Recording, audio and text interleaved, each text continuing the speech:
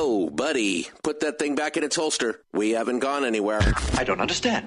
Check out the MichaelDukesShow.com for information on how to get access to the podcast.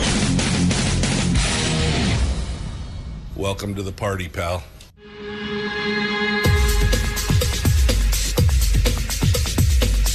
The Michael Dukes Show. The greed and the entitlement is astounding to me. What more could you want from a low-budget radio program? This is a dumpster fire. That was just BS.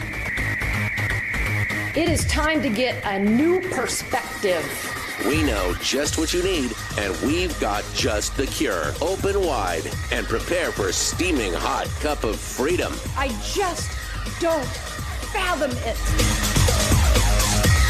The Michael Dukes Show, streaming live across the world. Oh, yeah. Light across the world on the internet at michaeldukeshow.com, where you'll find the live stream, the audio stream, the links to the social media, the podcast links, all the relevant, all the fa. You'll find it all over there on the website. How to join the Common Sense Corps, which is our cool kids club. That is how you support the show and get access to our private Facebook group and everything else. I mean, there's all kinds of stuff. Again, michaeldukeshow.com. That's where you can go to do that.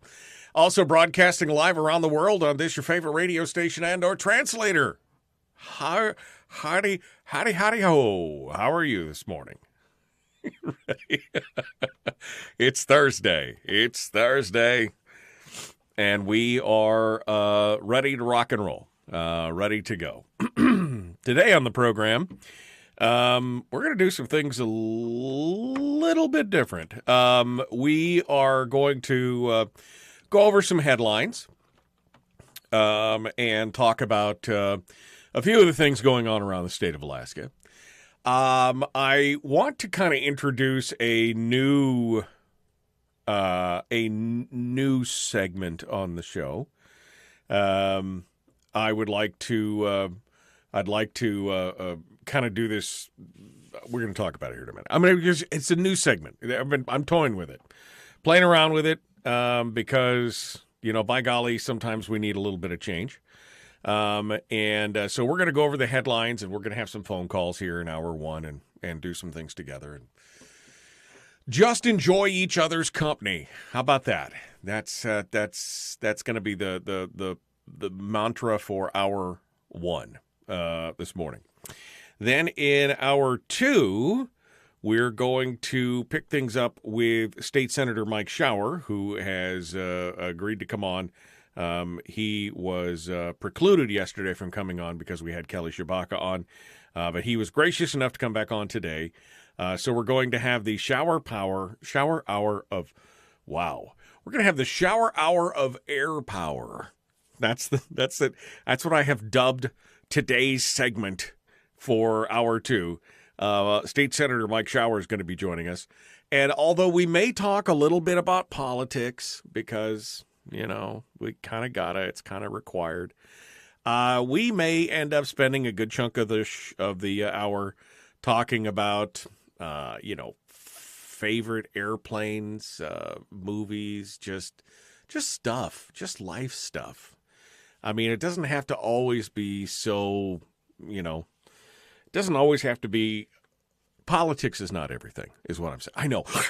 Oh, my God, what did you just say? You said politics is not everything? I know. It's shocking. Shocking, I say to some of you, when we say politics is not everything. But the bottom line is politics is not everything. Okay? I'm just pointing that out to you. So anyway, we're going to talk with Mike Shower in hour two of the program today. That's where we'll get started. Going on. Brian in the chat room said, gradually introduce this new thing so as not to shock the sensibilities of your listeners. It's not going to be that shocking. Gosh, you guys are all something new, something. It's it's not like it's groundbreaking. It's just something a little bit different, something a little bit different than usual. A little wet and rainy this morning, to which I say thank you. A little wet and rainy. It has been so dry and so warm. The latest numbers on the fire right now. I'm going to get into the story a little bit more, but I'll give you a sneak peek of the too long don't read variety. There are now 271 active wildfires across Alaska, 17 of which are currently staffed by an estimated 1,300 total personnel, and we are approaching 3 million acres burned up to date for this year. So don't complain about the rain is what I'm saying. But there can be too much of a good thing, and we'll kind of go over that. We needed that rain, absolutely, for sure. And it's good to know that at least it'll help knock down some of those fires as we go through. All right, couple of ways to participate on the program this morning. If you would like to be part of it, first and foremost, you can do what you're doing right now, being a member of the 6 o'clock club. That's right. You got up. You're listening to the show in the 6 a.m. hour. That makes you an official member of the 6 o'clock club. Congratulations. And you've got bragging rights now. All right. Secondly, you can join us in the chat rooms, which are available on any of the simulcasts, meaning you can check us out on Facebook. You can check us out. We're on Facebook Live. You can check us out on YouTube, and you can check us out on Twitch as well, twitch.tv. So feel free to go out there and check us out on any of those platforms and make your comments, hang out with your friends. I don't know. We got probably 40 people. How many we got? Yeah, between Facebook and YouTube, we probably got 45 or 50 people hanging out in the chat rooms right now. So feel free to come on over and share your thoughts and just chit-chat with the crowd. And we'll enjoy each other immensely this morning. All right. So I guess we'll get through the normal headlines to start with this morning. We'll start talking about those before I get into my news segment, which I'm just going to tell you, it's the good news segment. I'm just going to do good news. You know, we get so much bad news. We get so much, negatives. I mean, I went on to Drudge Report this morning, and, I swear I wanted to walk off a bridge when I got done reading the headline, just the headlines from the Drudge Report. I wanted to find a high point and leap. It's just, I'm like, that's,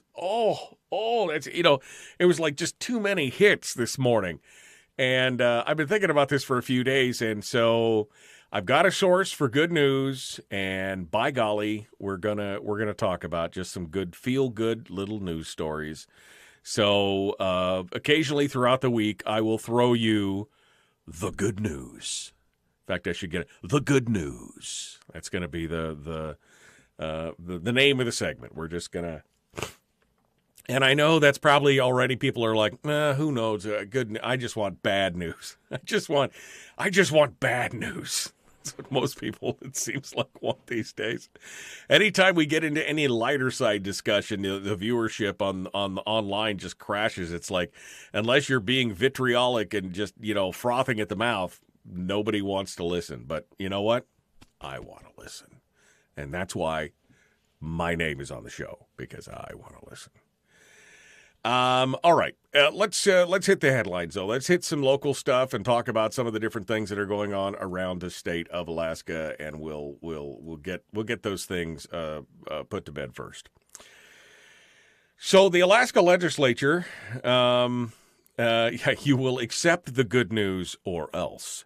The Alaska legislature is still working on its new social media guidelines. Now, the current policy was written over 10 years ago. And, let's just say things have changed a bit and accelerated a bit on social media since then. It's ironic that I exhort you to go out and check us out on social media and follow us on Facebook and do all that kind of stuff, when for the most part, I don't participate a whole lot in social media. I have it. I use it occasionally. I use it kind of privately. But for the show, it's just a way, it's a meeting place for us to kind of get together and gather. But I'm not that person that's got to be like on my phone Oh my gosh, what happened now? Did they like it? Did they, I'm not on social media very much at all. But, as a politician, I could understand being able to be in contact with constituents and, it's a tool. And I use it on the show as a tool, just like politicians use it as a tool. Well, the current policy, which was written 10 years ago, is pretty much out of date. And it includes recommendations that legislators avoid using inappropriate language, quote unquote, and correct errors on posts as quickly as possible. But it doesn't, according to KTUU, it doesn't address the more thorny practice of blocking constituents from their social media pages or deleting comments. So they've got a new draft policy up in front of the Legislative Affairs Agency. And the draft policy is modeled off of one in Colorado, which recommends that the legislators' personal social media accounts be kept private and that they don't use those pages for any legislative business. Effectively, it was like the private, public. It keeps them separate. Now, there would be two options for lawmakers, officials, legislative social media pages. They could either, one, just operate it like a bulletin board where they post information, but they have no commenting whatsoever. There's no way to comment. The second choice would be a free-for-all debate. According to Jessica Geary, who's the head of the Legislative Affairs Agency, everything goes or nothing goes is the safest way to avoid litigation. Since 2011, there have been several legislators who've been sued on First Amendment grounds for blocking constituents from accessing their social media pages and from deleting comments on posts. The Ethics Committee found probable cause, you'll remember last year, that Laura Reinbold had violated state statutes by blocking a constituent. She's not running for re-election, but she is facing a separate lawsuit for allegedly blocking another constituent. Kevin McCabe is facing a similar ongoing legal action. Now, legislatures across the country have been dealing with a question about whether or not, your personal or your official social media pages should be considered public forums. I've had some conversations with some legislators about this and asked them, what's going on. Because, again, I'm in the public eye. I have a public Facebook page. I have the same power that they have as far as, I can delete comments or block people or do that kind of stuff. And I have a tendency not to. But in talking with some of the legislators, I've discovered that the stories may not be as cut and dried as you may think. Many legislators post a code of conduct and page rules on their Facebook pages, and several of the legislators I've talked to have said that after they have blocked someone, or that in the process of blocking someone, those people have violated the agreed upon, it's not terms of service, but it's basically page etiquette and rules that if you're going to post here, no ad hominem attacks, no, there's a list of things that go on. And so when they do get the boot finally and then start to raise a hue and cry, the legislators can go back there and point to see the rules here, see what you agreed to when you came over here and joined. By violating this, you're done, And I can see that. Now, I have very rarely ever blocked or done anything. I've had a few people who have been in the chat room or who have been commenting on things that I have hidden their comments after they've made them. I've deleted their comments from public view after they've made them simply because they were offensive. Not to me particularly, but they were just offensive comments in general. I've only ever blocked 2 people on this program since I started broadcasting it on Facebook 4 years ago, however long it's been. And that was for some real rough anti-Semitic and it was needed, right? Now, being a public official is something a little bit different. If you're a public official, then you've got a whole different set of, rules to work by. But it can't just be a free-for-all. It can't just be a free-for-all. Now, if somebody disagrees with you, I'm never gonna delete something or block somebody who, just disagrees with me. But when they get, remember we were talking about yesterday, this whole, the bitter war between one side and the other and how everybody wants to kill each other. When they get that way on the page, where they start to attack and use the foul and the threatening language and the abusive, kind of name calling and things like that, if they don't learn, then guess what? Bye-bye. Bye-bye. And I don't think that, I think that while you have a First Amendment right to be an asshat, you don't have a First Amendment right to be an asshat on my page or on the page of anybody. Nobody should have to deal with that kind of abuse in that kind of form. So they do need to fix this. Now, Shelley Hughes did bring up an interesting point. She raises concerns about the new draft social media policy when it was unveiled before the Legislative Council yesterday. She argued that it goes overboard by giving instructions on how lawmakers should operate their personal social media accounts. Remember, they said you can have your social media, just turn it off and make it private and don't do any legislative business on there. That's not really your business. But at the same time, I guess it would save you from being sued. She also raised concerns about not having the option to moderate offensive or threatening social media comments. So what I think they need to do is they need to put some kind of ironclad policy that when you join or follow this page, that here are the rules. Boom, boom, boom, boom, boom, boom, boom. Boom, boom, boom, boom, boom. But it can be done. Like I said, yes, I know. Greg says it's hard to believe you've only blocked 2. Well, but sometimes, I don't care if people disagree with me.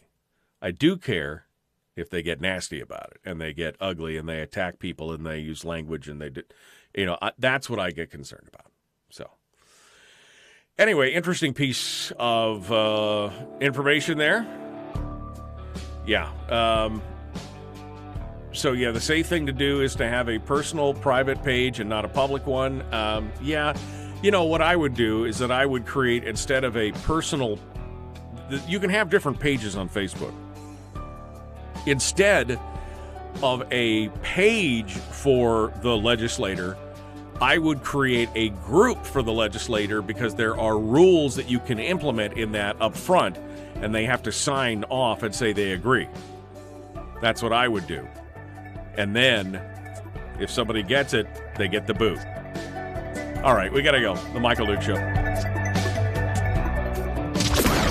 Streaming live every weekday morning on Facebook Live and MichaelDukesShow.com. All right. So is this the good news? Is this the good news? No, this is not the good news. This is not the good news. This is us trying to deal with people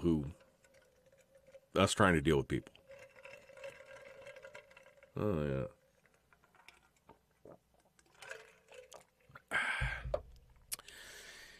Kevin McCabe, previously mentioned in the latest discussion, the legislature and legislators have a duty to provide a safe workspace for our staff. Staff are not elected. So if someone goes after the staff via Facebook bullying or harassment, yeah, exactly. When you look at the various pages, I mean, my page on Facebook for the show is a standalone. I can't even remember what they call it. It's you don't have to agree to anything when you follow the page.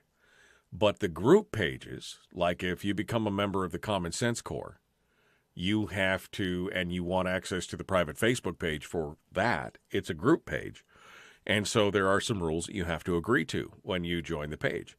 And if you don't agree with the rules, then you can't join the page. And if you violate the rules, you can get booted or banned or put in jail, the Facebook jail or whatever. So if it was me, I would create a group page for the legislature, for the legislator and his constituents, and I would leave it open to the public. Anybody can join, but they have to click the boxes to agree that, no ad hominem, no threatening, no foul language, no, whatever your concerns are. And then, people get people get a warning. Okay, Joe Bob, that's warning. That's your first and only warning for violation of the page's,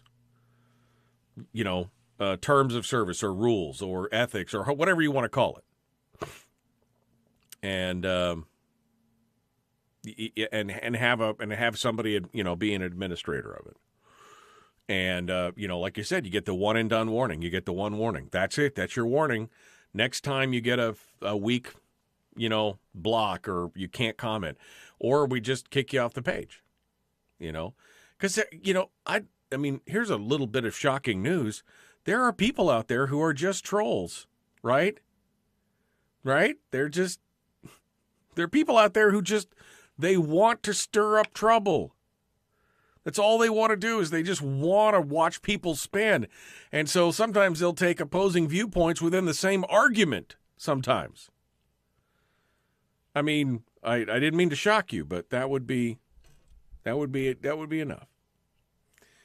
I know. It's shocking to think that there are people out there who are just ass hats. Let me go back here and see it. No way to comment would be like sitting there and spinning up a mental storm sometimes, like to have a cartoon Tasmanian devil. Exactly. I mean, exactly. That would just be, here's a bulletin board nobody can comment on, nobody's going to interact with, it's just to paste it there to be, yeah, it's insane. I'm debating whether or not Harold will go to Facebook jail under my page. Yeah, I don't know. I don't know. Harold's still here. He's still here. But trolls die if you don't feed them. Just saying. And I've been as guilty as anybody else, but I'm turning over a new leaf.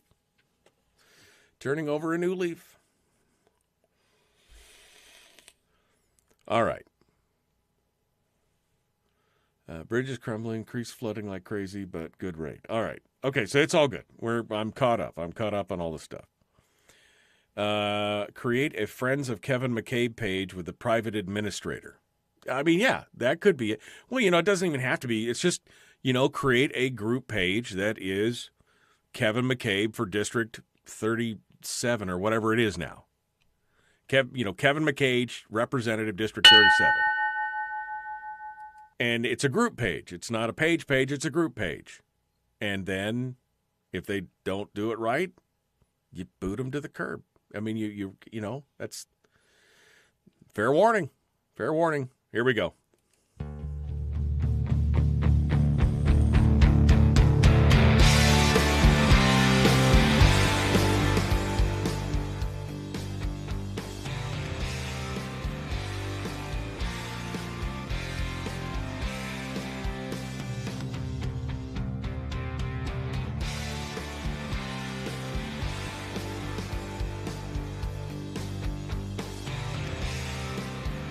All right, welcome back to the program.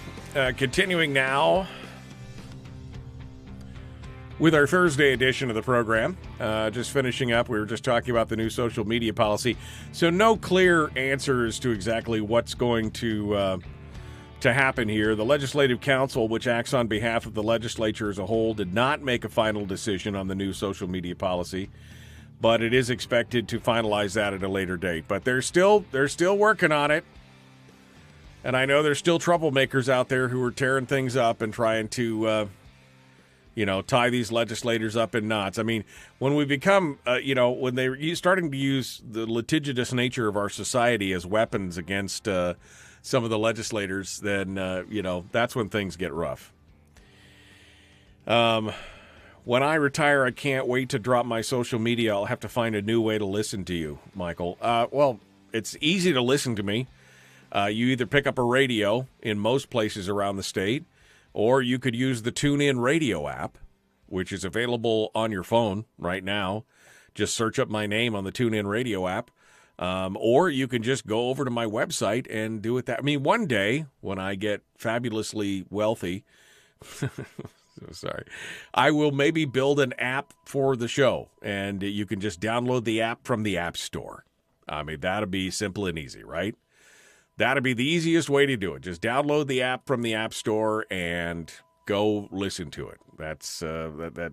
But as for right now, you've got plenty of other ways that you could do that, and you can even listen to the show afterwards and do it with the podcasts and all that. So it's simple and easy.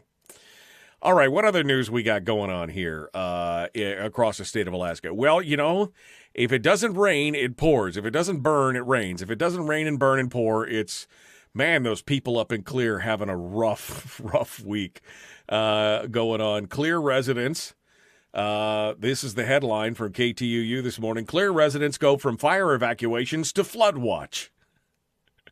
They traded fire evacuations for a flood watch as that weather system across the state changed, but around the massive fires specifically changed really rapidly over the weekend. The Denali Borough issued updated fire evacuation notices, which removed many nearby residents from the go status. It turned back from green go to back to the yellow. The communities along Bear Creek, June Creek, Clear, Anderson, and Clear Space Force Station are now at the ready level, which is the lowest level. According to the latest fire update from the BLM, the Clear fire is at 70,000 acres, but it has been slowed by all this recent rainfall. And it's created an impact. They said Clear fire has been mostly smoldering and creeping fuels. They're currently less receptive to burn with all this rain. The Denali Borough also issued a statement of property losses, noting that one full-time residence, 7 cabins, 7 outbuildings and other equipment, trails, and building supplies burned up in Clear. They said that fire is about 22% contained. But the recent rainfall has prompted another agency to issue a flood watch, the National Weather Service. Periods of heavy showers over the southeast interior Sunday and Monday dropped over an inch of rain. Another inch was expected late yesterday, and that will cause water to rise sharply in all rivers in the southeast interior. There were 3 to 5 inches of rain in the Black Rapids area on the Richardson Highway, which caused a number of washouts. Another half inch to an inch of rain expected in the Alaska Range late yesterday, and you could see flooding and landslide issues in the Denali National Park and more. So it's just a crazy thing. And by the way, across the whole state of Alaska, the latest dashboard report, 271 active wildfires across the state, 17 of which are currently staffed by just over 1,300 personnel. And we are approaching 3 million acres burned. We're just at 2.9 million acres have burned so far. And of course, that rain, which we love, let's not complain. The rain, which we love, has caused a few problems, especially like washing out an entire bridge on the Richardson Highway. There is now a 16-mile section of roads that are closed in the Black Rapids area south of Delta between Delta Junction and Valdez. The new washout Tuesday is at the Bear Creek, the bridge over Bear Creek. Plus, there was earlier damage as well, and now they're saying that this is going to be closed at least through the weekend. Now, normally they get about 250 vehicles a day, upwards of 400 on the weekends, crossing and driving this road from Fairbanks to Valdez, but you ain't going to be able to do it. People can't go through. Now, you can move for Valdez travel. Drivers can detour around the closure by using the Tok Cutoff and the Alaska Highway. And then the Denali Highway, which intersects the Richardson south of the closed area, also remains accessible. So you can go around, but it is a big problem. They got pictures. The ADN's got a picture from an aerial view taken by Alyeska.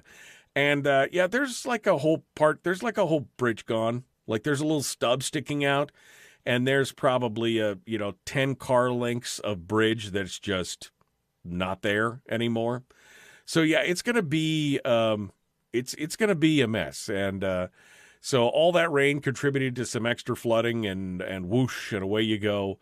And so if you're planning on going to Valdez this weekend, you may want to check that out on the DOT website before you travel, so you know which route that you need to take. That would be my suggestion. All right, so that's kind of all the Alaska news. I want to get into the good news. That's our next little thing here, is the good news. The good news. That's the segment that I want to do. And I guess we'll start off there. Have you seen the new images from the brand new James Webb Space Telescope? Now, if you're a fan of space, like I am,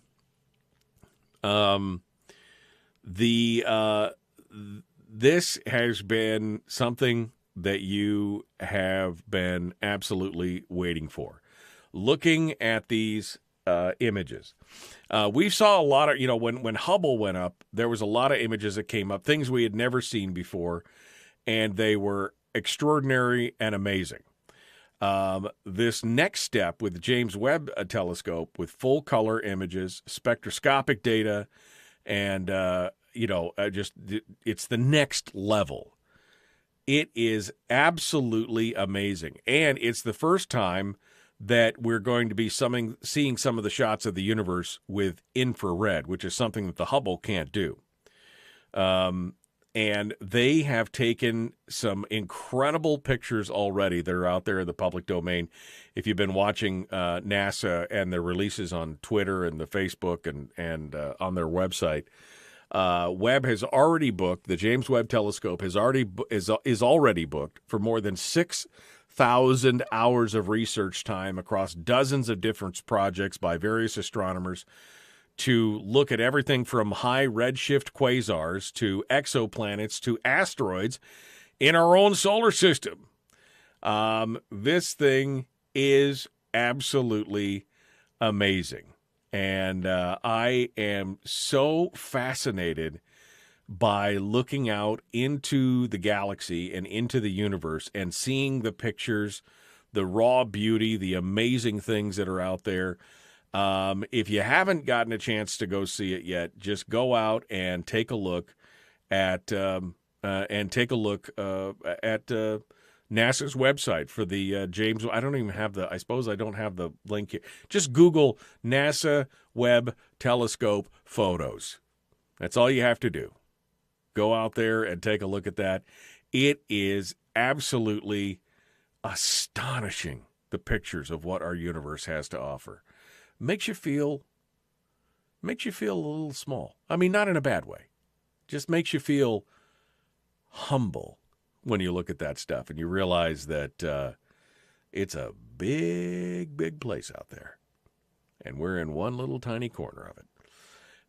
Some fascinating photos, though. The James Webb Telescope, the first images are up, and some of them are absolute, especially the ones that are really interesting to me, and I don't remember where I saw them, but I saw them a couple days ago, were the side-by-side comparisons of shots taken of the same area by the Hubble telescope and then the Webb telescope.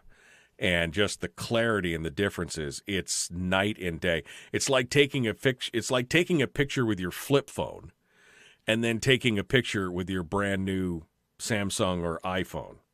Just the difference in clarity and color and everything else. It's amazing to watch. So go check that out. That's your first piece of good news. I got another one here in a moment, but we are up against the break. So we're going to be back. We're going to jump into this, and we'll return. Don't forget, Mike Shower is going to be up next with us. We're going to be talking with him in just a few minutes. We will be back. The Michael Duke Show. Common sense, liberty-based, free-thinking radio. Check us out on Facebook, facebook.com/Michael Duke Show.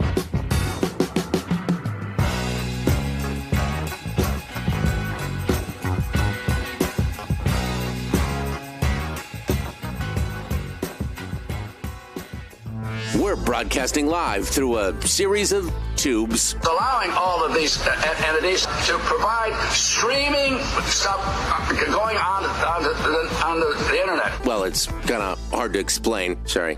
Streaming live every weekday morning on Facebook Live and MichaelDukesShow.com.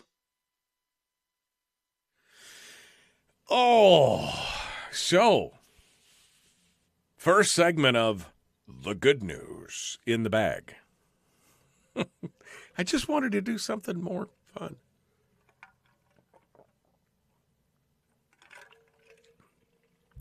Well, it's dry and dusty work in here. Gotta keep hydrated. Dry and dusty work, I tell you.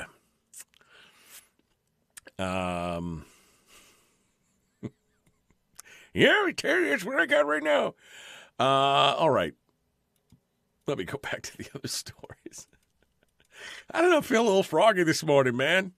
Just want to do the whole show in a different voice. Back in my day, this is what we had. No teeth. And, something I forgot already. Yeah, that's what I wanted right there. Okay. No, I don't want to read that news story. Oh my gosh, so many stories that just make me sad. It gets tiring sometimes doing this kind of stuff. I mean, that's what I'm saying. It gets tiring. All right.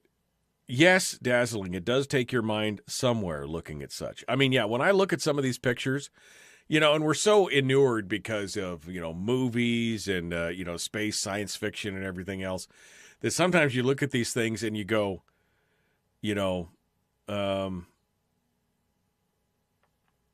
you realize that is real.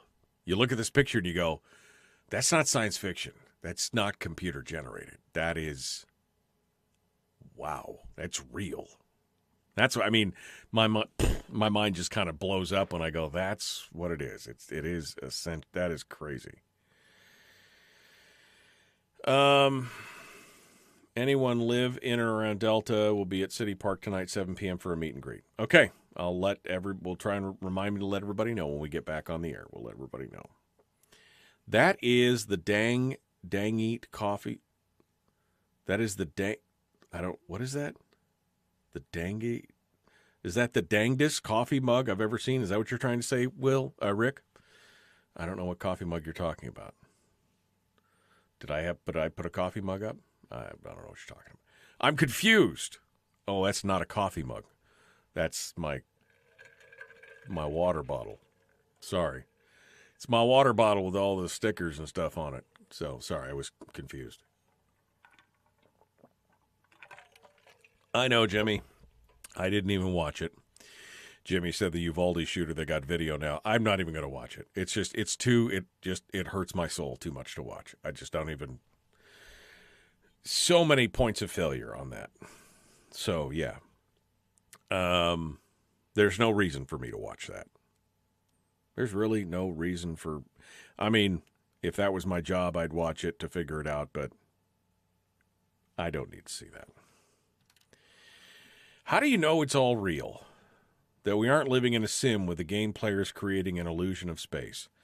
That is the simulation theory. And, you know, I've pondered that from time to time. You know, about the time you go to another city or something and you see a bunch of people who look vaguely familiar. And you're like, is this all part of it? Did they run out of faces? Are they showing me faces that are similar to the one? I mean, you know, have you ever had that thought? Like, that's weird. They look really familiar. And, yeah. How do you know? You're in the Matrix. I can't bend bullets around me, so I don't think that I am in the Matrix. I can't walk on walls and run. So, I mean, it's an interesting thought. Supposedly everyone has a doppelganger somewhere. Oh, I've been told several times that I have a doppelganger somewhere. Brothers, cousins, uncles, they look just like you. You look just like them. It does happen.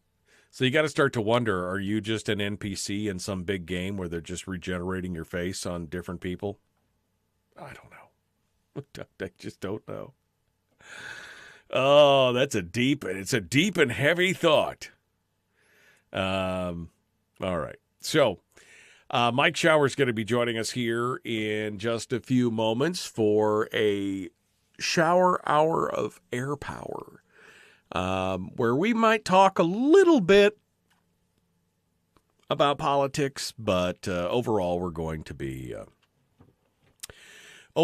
just be kind of footloose and fancy freeze. What angers you more, the cop using hand sanitizer to prevent COVID or the officer staring at his Punisher background while kids are getting blasted? Yeah, no. I mean, that's the thing that irritates me. It's a little bit of frustration. All right, we're 30 seconds out. Please like and share the show. Like and follow the show page. Do all the YouTube-y stuff on YouTube. And on Twitch, just hang out for the ride. How about that? Just hang out for the ride. That's the sign. Time to go. The Michael Dukes Show. Common sense, liberty-based, free-thinking radio. Let's do this.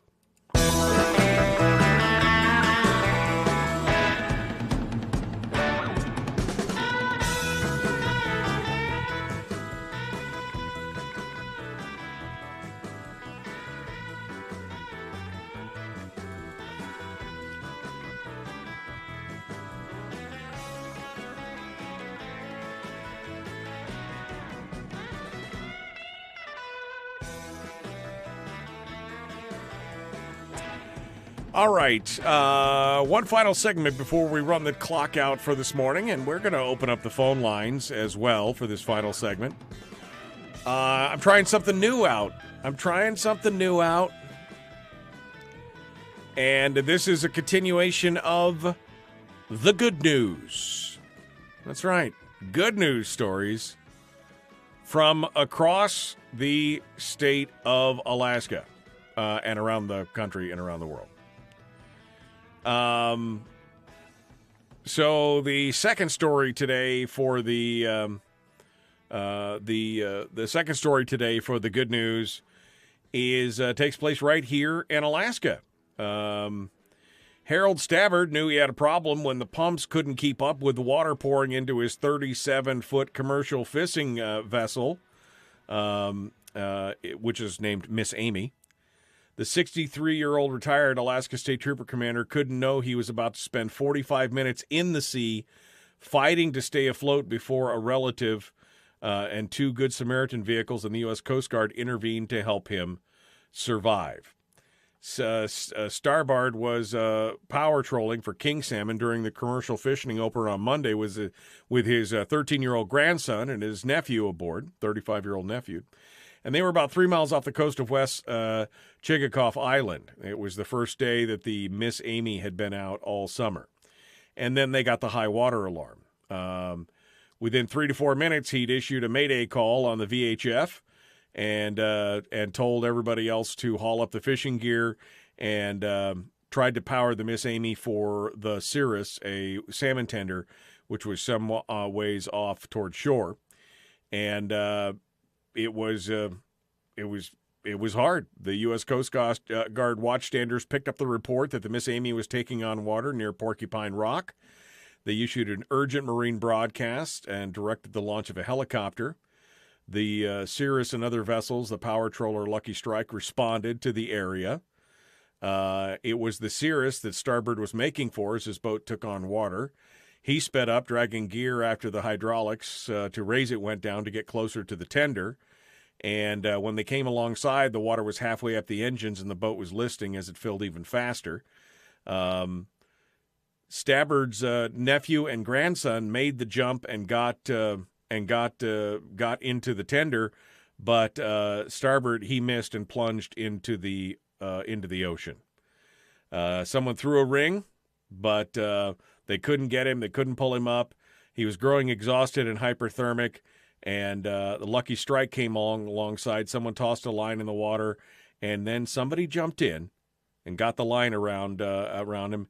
It was his nephew, and his nephew jumped in, and Chris Larson swam over to him, got the line around him, got him pulled up, and they were a hero. So, kind of a cool little story. Everybody made it out.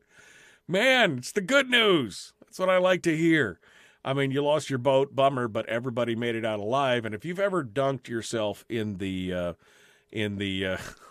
frigid Alaskan Gulf waters, you know exactly what I'm talking about. It doesn't take too long before your brain just kind of, skims over and you can't hardly think anymore. I do have one more good news story, but let's go to the phones first to see what you have to say, and we'll start off over here. Good morning. Who's this? Where are you calling from? Fairbanks, Alaska. All right. Hey, I got a good news here. A different look on the word positive. Okay. Actually, the opposite of that is not negative. It's normative. And normative means change, and positive would mean the way things are. In economics, you have a term called positive economics, dealing with the way things are, and normative economics as things should be. And that's well documented, well researched, long history, and it began with John Neville Keynes, not John Maynard. That was his father. John Neville was the father of John Maynard Keynes, and you should look that up. And let me talk to Chris Story about it. Okay. So not positive, but you're saying normative is the opposite of negative. Okay. No. Normative is the opposite of positive, and negative is not the opposite of positive. Interesting. I mean, but wouldn't you say that it's negative? I mean, negativity. I mean, I don't. I guess we shouldn't get into a semantical argument over, the meaning of words. It's generally understood, right? Type in positive economics and hit search. Okay. I mean, I get you, but we're not talking about economics. We're talking about positive views or news or feels, or it's positive and negative. I mean.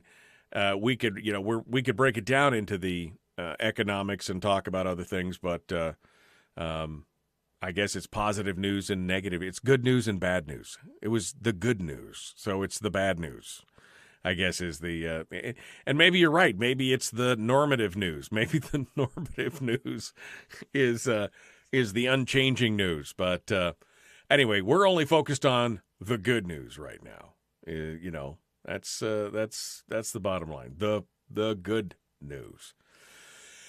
All right, final story for the good news segment for today. And again, the phone lines are open if you want to call in and say something that's not having to do with positive, negative, normative, whatever.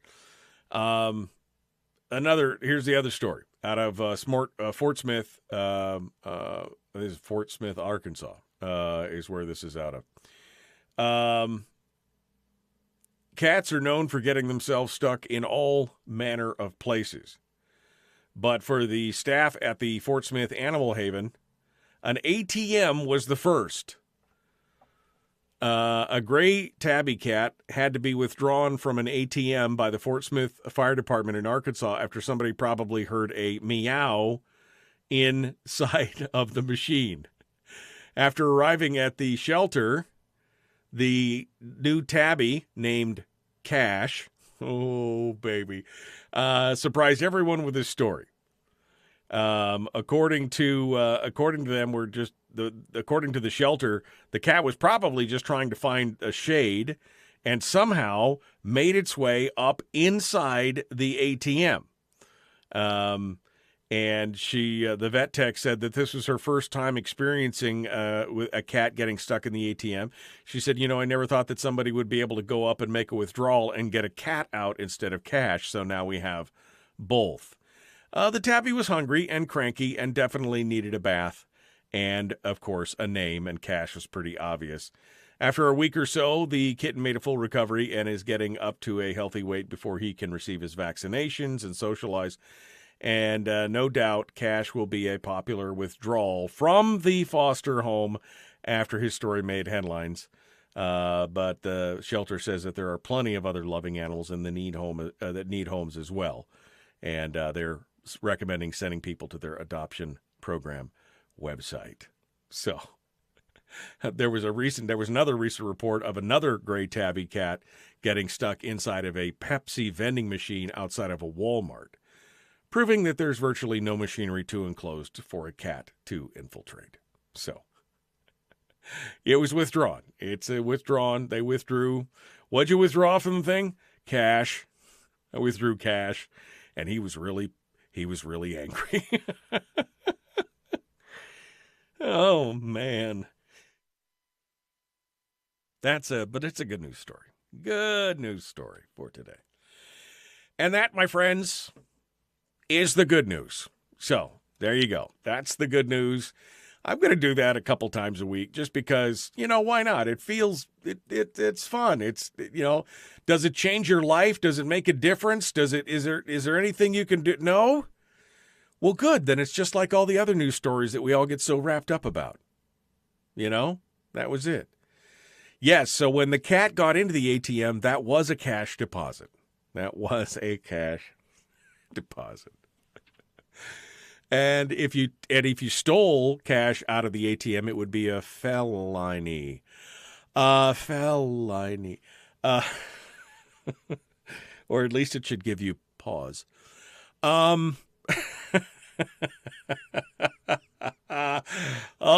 man. That is, the puns will now commence. No more caterwauling from you guys, all right? We're gonna do it. It's gonna be fun stuff. So that's the good news for today. Coming up in just a moment, we're gonna be talking with Mike Shower, state senator from District E, soon to be District O, I think, and everything else. It is a fun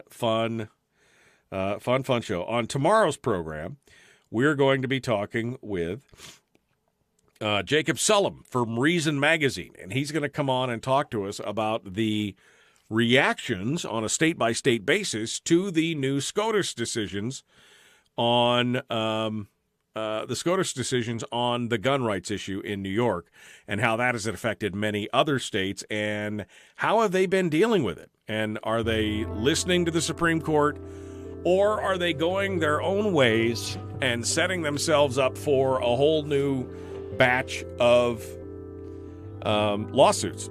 So we're going to talk about that tomorrow on Firearms Friday. It's going to be fun. Fun stuff. All right. Back with more. State Senator Mike Shower, The Michael Duke Show. If you have to go and get into work, be kind, love one another, have a good day. We'll see you tomorrow. Otherwise, we'll be back with more in just a moment on your home for Common Sense Radio.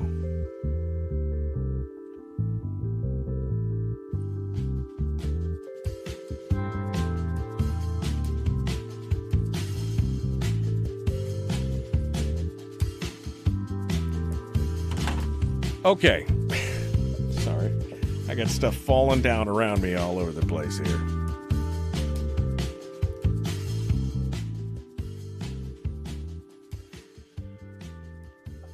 Okay. Ooh. I'm with Brian. I had a hard time getting up this morning. I actually even slept in a little bit, and I still had a heck of a time trying to get up. My brain is not used to laughing so early. That was some good stuff. I mean, that was some good stuff right there. Feline-y. Class B. Class C. It'll be fun to hear about the cute little twin-engine jet that Dozer flies, says Kevin McCabe. Yeah, it'll be fun stuff. All right. Good news. Local fire danger drops. Yeah, no, I mean that's beautiful, isn't it? Give us the rain. We need that. We need that rain. What is this here? I got to look at. I'm looking at two different screens here. Too much. What is this post here? Kevin, what'd you drop to me here in the face? The best dreams happen when you're awake. Oh, dang. That's a nice That's a beautiful picture. That's an awesome picture. They've got a picture. The best dreams happen when you're awake. That's a pretty fantastic photo. Can I share it? Can I show it to you? I'm allowed to show it to you, but do I have the technology to show it to you? I do have the technology to show it to you. Here's what Kevin posted in the chat room for those of you who didn't go over and take a look at that. That's a pretty cool photo. That's a pretty cool photo, man. That is pretty cool. That's Kodiak. That's the Coast Guard station on Kodiak. That is some pretty cool stuff. All right. So I'm going back and looking through some of this stuff. All right. We're back to the doppelganger comment. It's the Sims. I missed that comment. Bill Brock says, because we were talking about whether or not this was the whole, the simulation hypothesis, are we living in a simulation? Are we just tokens on a board kind of thing? And Bill Brock says, this is the Sims, the a-hole edition. Oh man, is that not the truth? The Guardian. That was the Coast Guard. Yeah, that was the Coast Guard movie.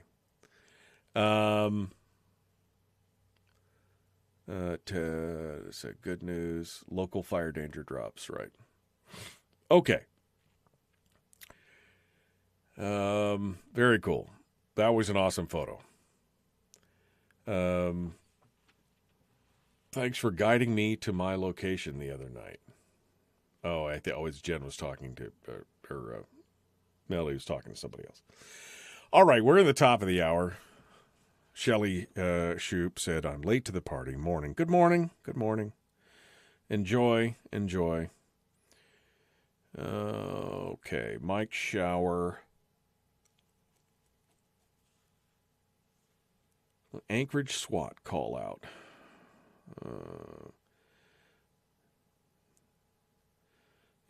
Called out the SWAT last night in Muldoon. Well,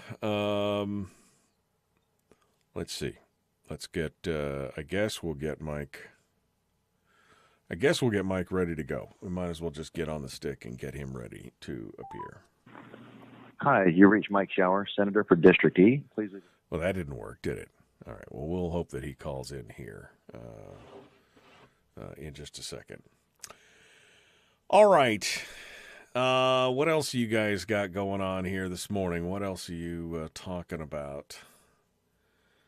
2022 might need to extend the couch club. What are you?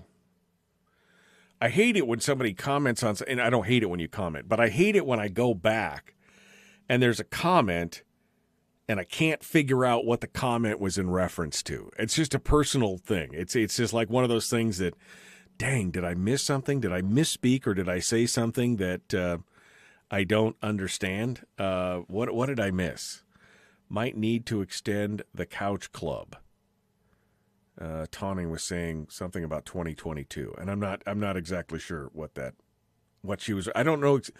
Again, it's a personal pet peeve. It just bugs me. I want to be able to understand what the comment is and what the relationship is and everything else. All right. Me and Michael Duke show. It's one of the ways that we mess with you, says Brian. It's one of the ways we mess with you. We just put random comments in there that you'll find 5 minutes later, and you'll be like, what was that about? I don't know, but it's going to bug me until I figure it out. All right. Well, we'll see. We'll see what happens. Someone in a bright blue Ford Ranger drove around the DOT barricade the other day and tried to cross the bridge that isn't there, literally fell into the giant hole. Someone is in line for a Darwin Award. I mean, when you see the sign that says road closed, bridge out, and you're like, I got this, and you just, drive around it and head to the other side, that might be that might be your sign that you need to, move over and give somebody else the wheel. All right, we're going to jump back into this. Here we go. The Michael Duke Show. Common sense, liberty-based, free thinking radio.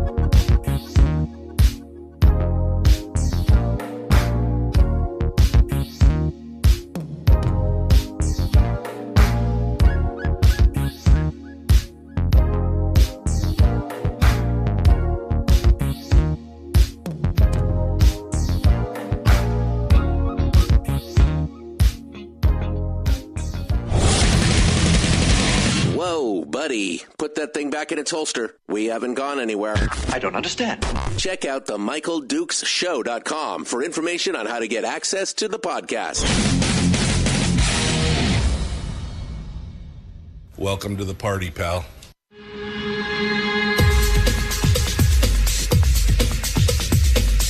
The Michael Dukes Show. The greed and the entitlement is astounding to me. What more could you want from a low-budget radio program? This is a dumpster fire. That was just BS. It is time to get a new perspective. We know just what you need, and we've got just the cure. Open wide and prepare for a steaming hot cup of free. I just don't fathom it. The Michael Dukes Show, streaming live across the world. Across the world on the interwebs and around the state of Alaska on this, your favorite radio station and or translator, it is The Michael Dukes Show, broadcasting live each and every day. And we are enjoying a little bit of good news today. I put together a segment on the show today for the first time that I was calling The Good News. And I got to be honest with you, I think it was an unmitigated success because I was smiling and laughing hard enough to bring a little moisture to the edge of my eyes. It was so funny. And then I made the mistake of sharing one of my pet peeves with the listeners in the chat room during the break, and now they're all torturing me. Because I told them one of my pet peeves. Oh, man. Welcome to Hour 2. All right, so today on the schedule, according to my text message with State Senator Shower from yesterday, he's going to be calling in this morning, and I haven't heard from him yet, but fingers crossed it all works out. And if it doesn't, oh well. It is what it is. But in the meanwhile, I'll tell you what. Let's open up the phone lines for just any topic is fair game, open line, open forum. How about that? I'm feeling good. I'm feeling positive. I feel, again, I liked that. I like that good news story. It took a little, you know what the worst part of this whole thing is? Here's the bad news about the good news. The bad news is you got to work to find those stories. They're out there, but they're more few and far between than you would like to hear. They're not as easy. You could turn on, like I said, you could turn Drudge up and find enough bad news headlines that you want to jump in front of a train in about, 30 seconds of reading them. But to go out and find some feel-good, good news stories, it's a little tougher. It takes a little more time, but worth it. Some fun stuff. Had a lot of folks laughing along in the chat room and enjoying themselves, and it's fun stuff. So anyway, we're going to open up the phone lines this morning for any topic that you may want to discuss. The number to call, 907-433-3150, 907-433-3150 to call in and chat about any topic that we want to chat. I don't even care because we're just waiting to hear from State Senator Shower, who should be joining us here, fingers crossed, shortly. I mean, we just had this text message conversation yesterday at like noon yesterday, so we'll see what happens. I mean, I'm not positive. I'm positive. Positive. All right. What else? Do I have anything else that I think I burned up all my good news stuff on the good news segment. I don't have any other things waiting in the wings, other than I hope that you have. I hope that you have started on your honey-do list for the summer, because it's so mean to do this, but I will remind you that we are a mere, 14 weeks away from the white stuff again. And so you may want to, you may want to be prepared. I personally spent the last weekend getting things ready, and that's how I do things. I kind of procrastinate a little bit until I get it all done in one big weekend.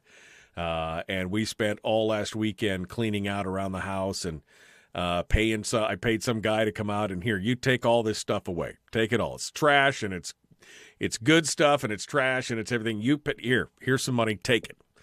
And so that's all taken care of. We're getting prepped for winter.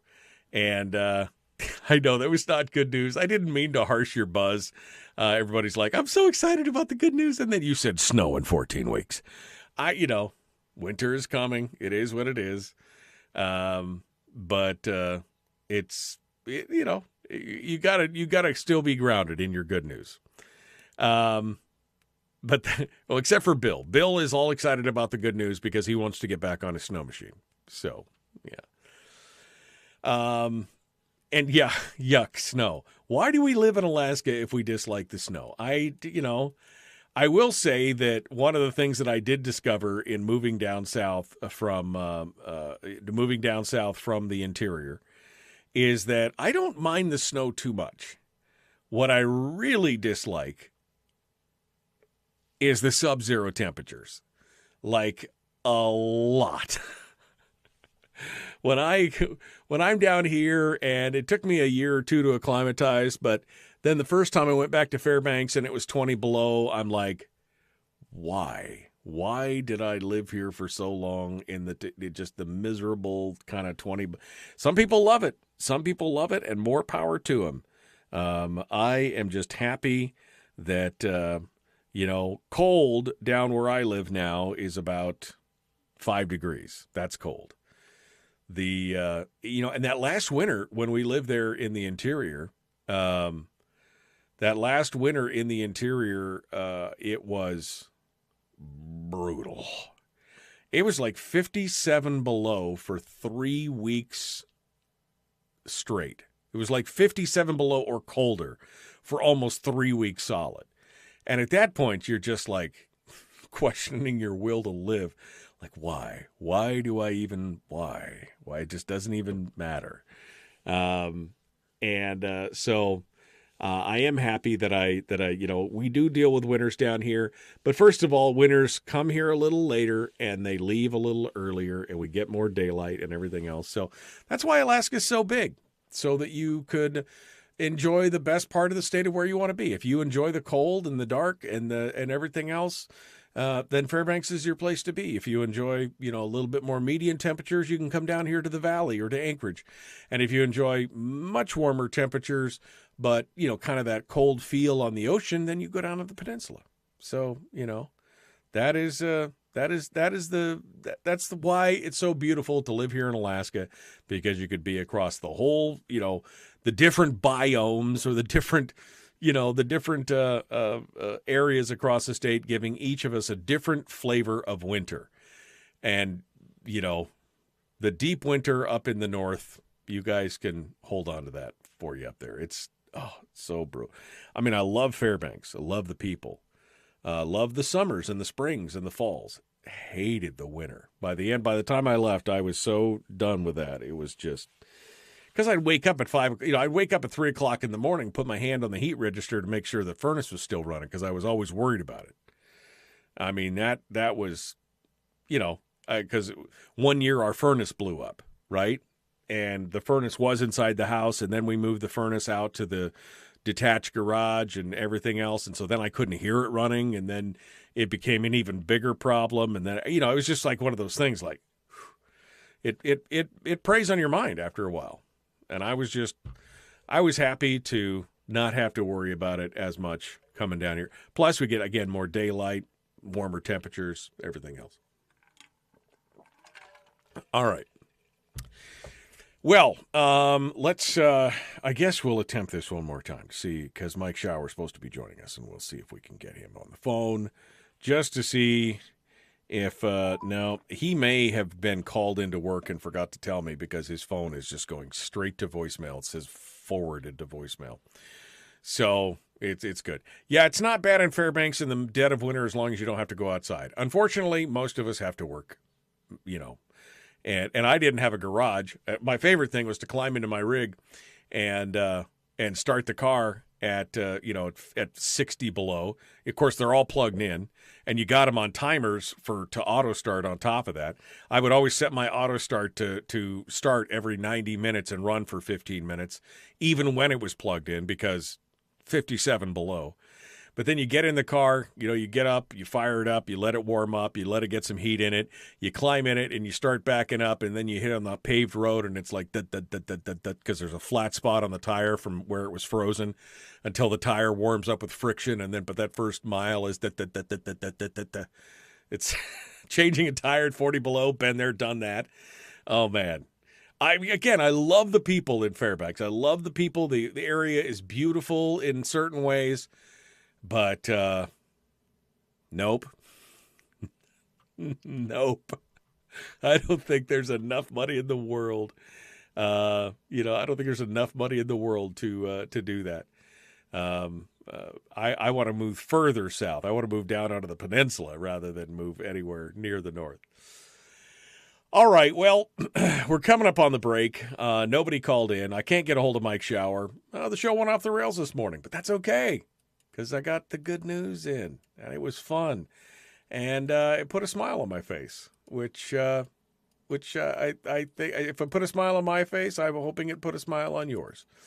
Look forward to having that segment at least a couple times a week as we move forward. Again, as I mentioned earlier, coming up tomorrow on the program, which is Firearms Friday, we will be joined by Jacob Sullum from Reason Magazine, who's going to come in and talk about the latest decisions from the Supreme Court of the United States on the New York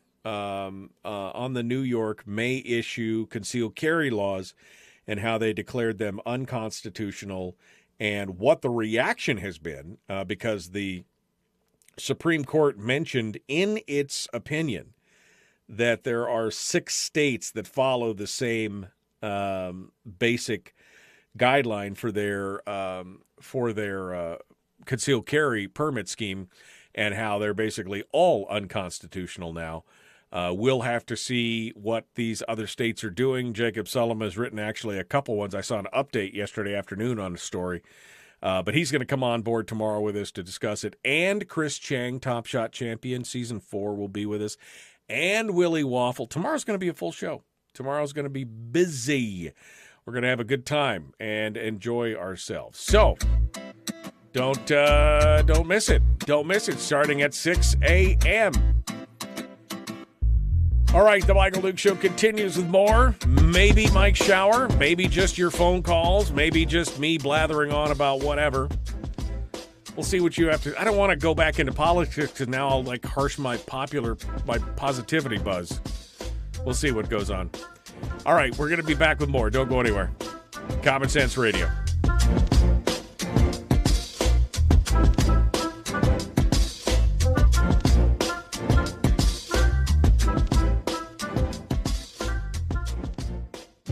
If you missed the show, you can listen to it on your time with Dukes On Demand. Oh, and it's free. Like America used to be. Streaming live every weekday morning on Facebook Live and MichaelDukesShow.com. Okay, fine. All right.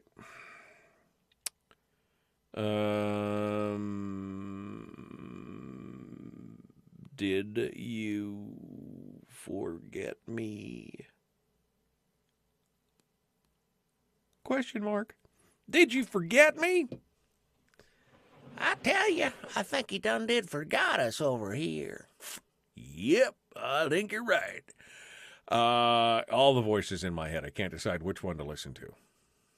I think you're right. I think you forgot. God forgot about us. Can we ask if Dunleavy is going to release an early PFD? Well, I had speculated earlier that potentially Dunleavy would release the PFD early in an attempt to get some of that cash into Alaskans' hands before the fall. That was my initial thought. because he had done so previously in that first year of COVID as a way to get some of the money into people's hands. And so my first thought was that he may release the PFD in July as he did before. And he even kind of hinted at a potential for something like that. But here we are on the 14th of July and not a word. So I think at this point, probably not going to release an early PFD. And they can't split it up because the PFD and the energy rebate are all tied together. So it's not like they could do one and then the other.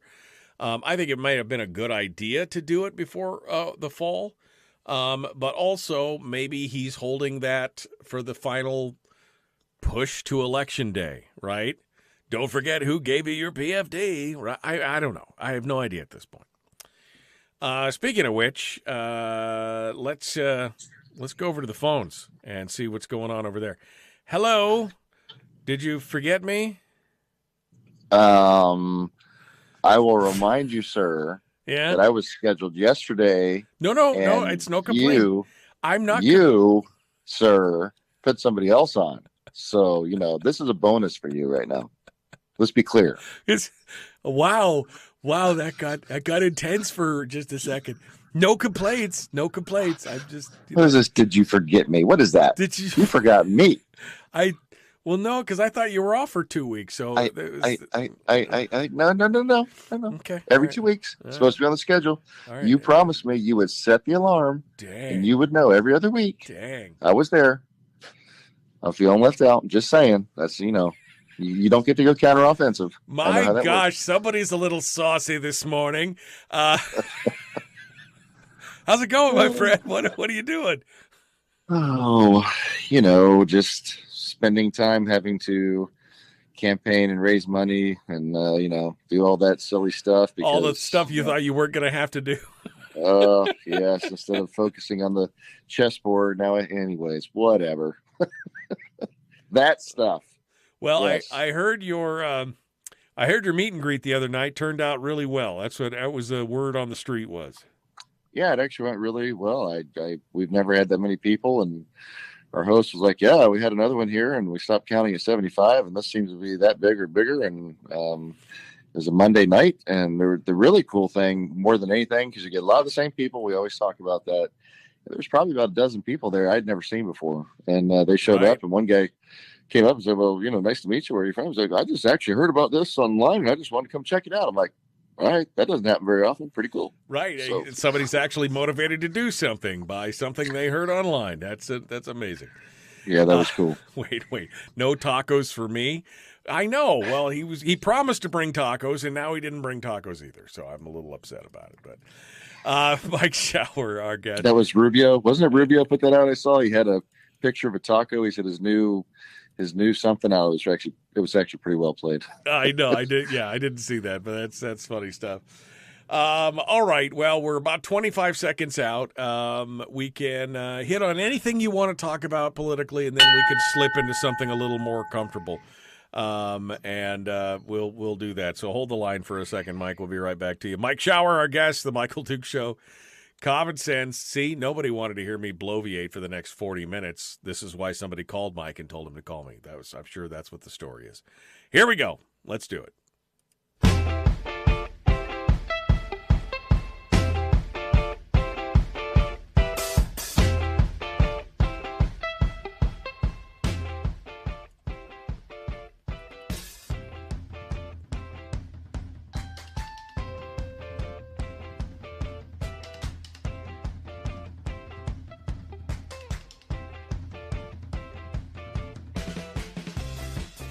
Okay.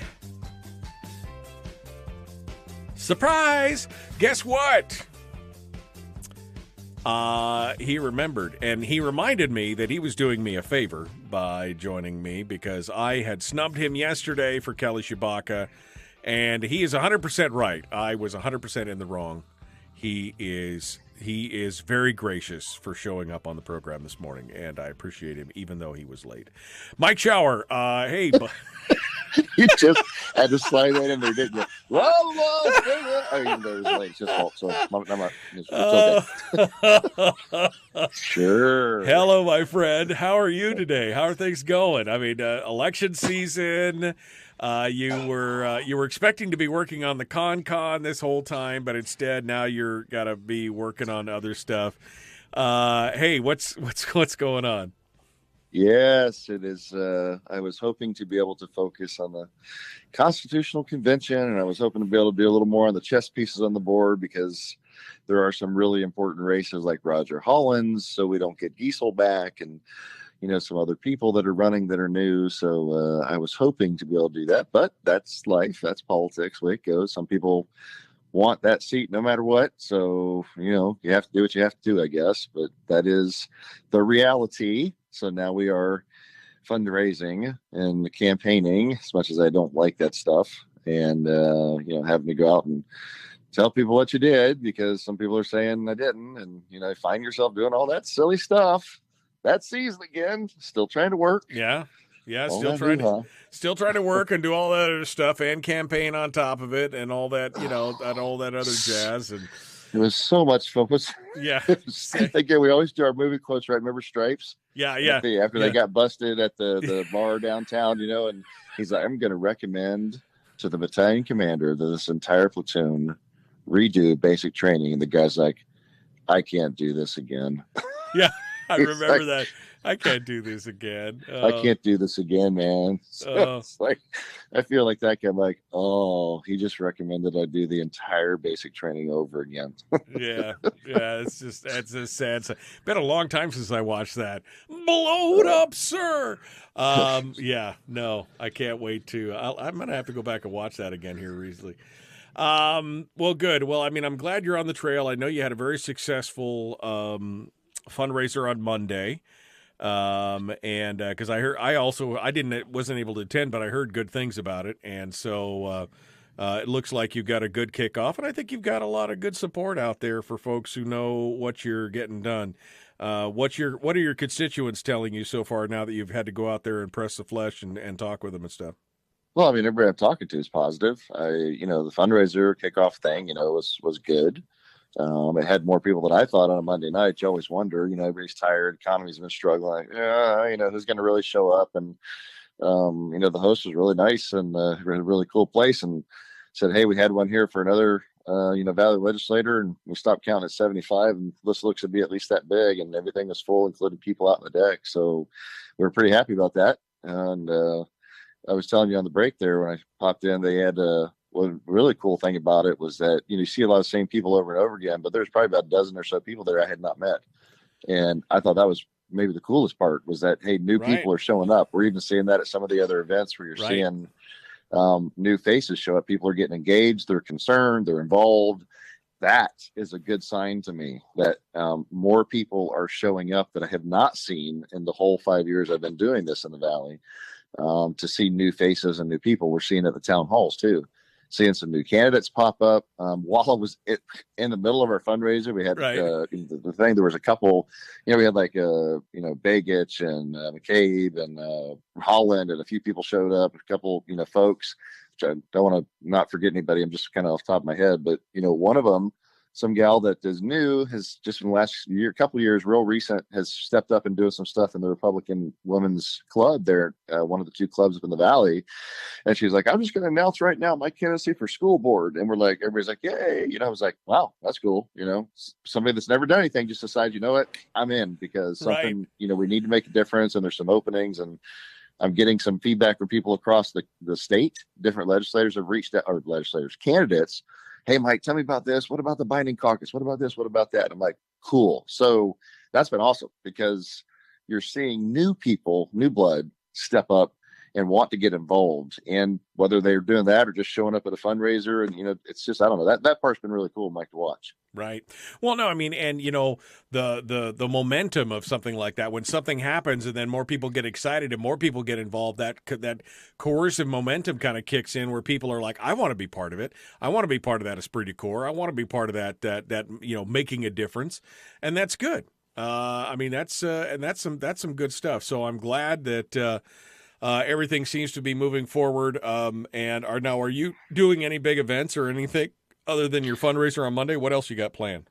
We're going to do something as far as we can get it, because it's fun. It's funny. You're asking what constituents are saying and hearing it. And pretty much everybody I'm talking to is positive, appreciative of the stuff we have done or tried to do. Right. And so, you have to counter some of the negative messages, because I've realized that what is going to happen is I'm going to get the smear campaign against me. I'm already seeing it, because there's nothing to be said against, the things I'm trying to do. Wait. I heard that this was going to be a clean campaign. That's what I heard. I heard that too, my friend. Apparently that's not the case. So, but hey, that's what it is. That's fine. People can do that. I'm not going to do that. I've tried to say I'm going to keep it clean. That's not what I'm going to focus on, Mike. This shouldn't be about, tearing each other down, that kind of stuff. This should be about policy. This should be about positions.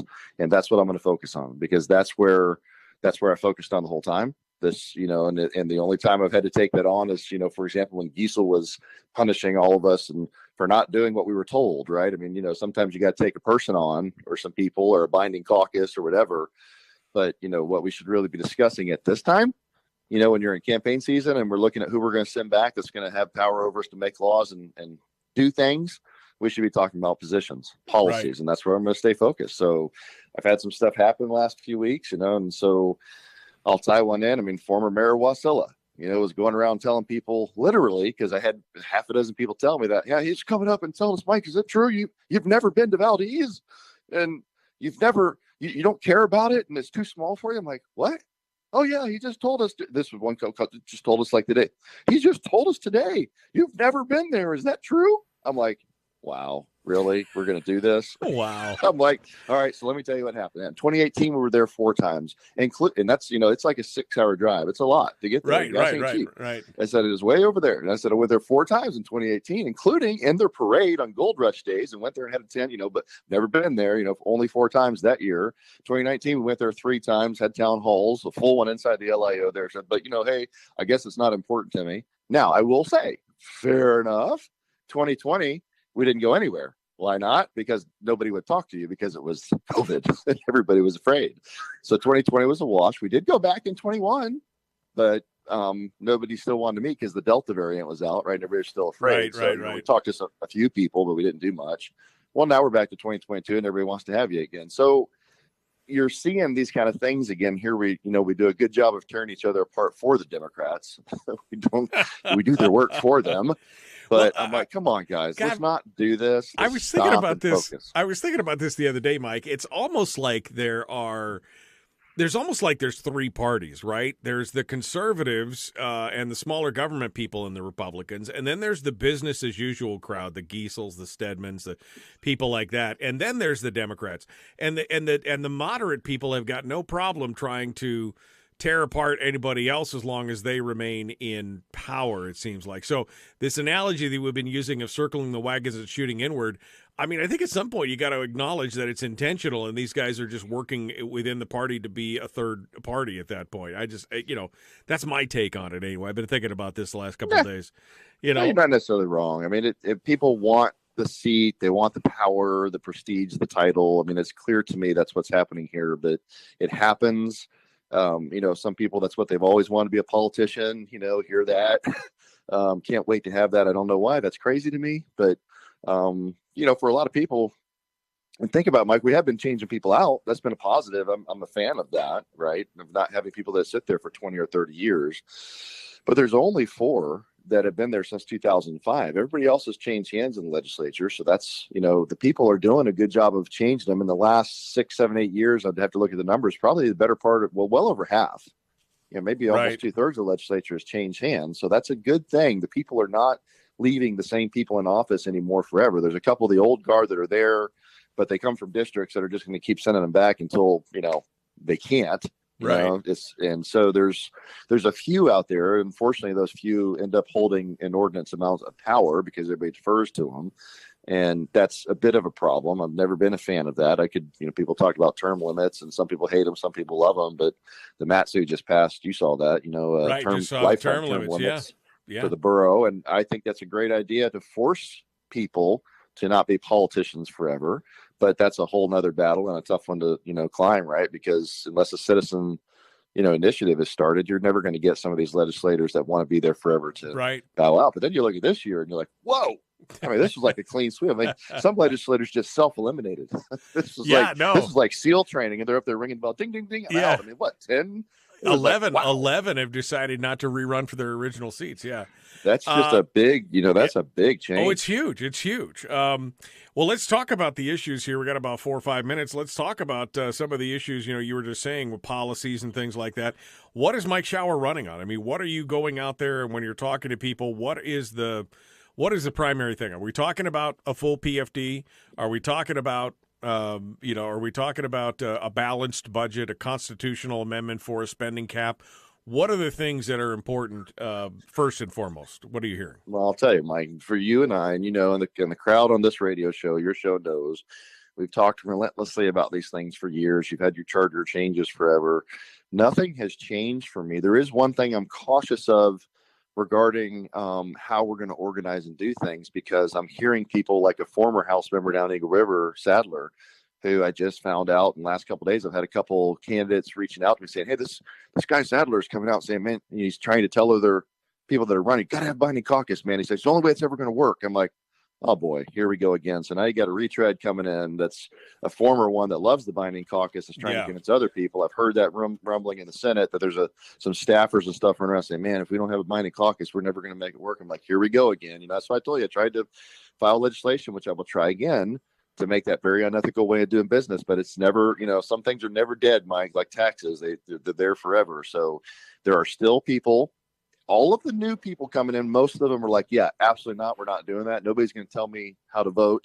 And by the way, it's a felony in Alaska statutes. I don't know why people can't wrap their heads around this, to promise to vote for anything, especially for something in exchange for something of value, a chairmanship, committee chairs, all that stuff, staff is powerful. Those are things of value.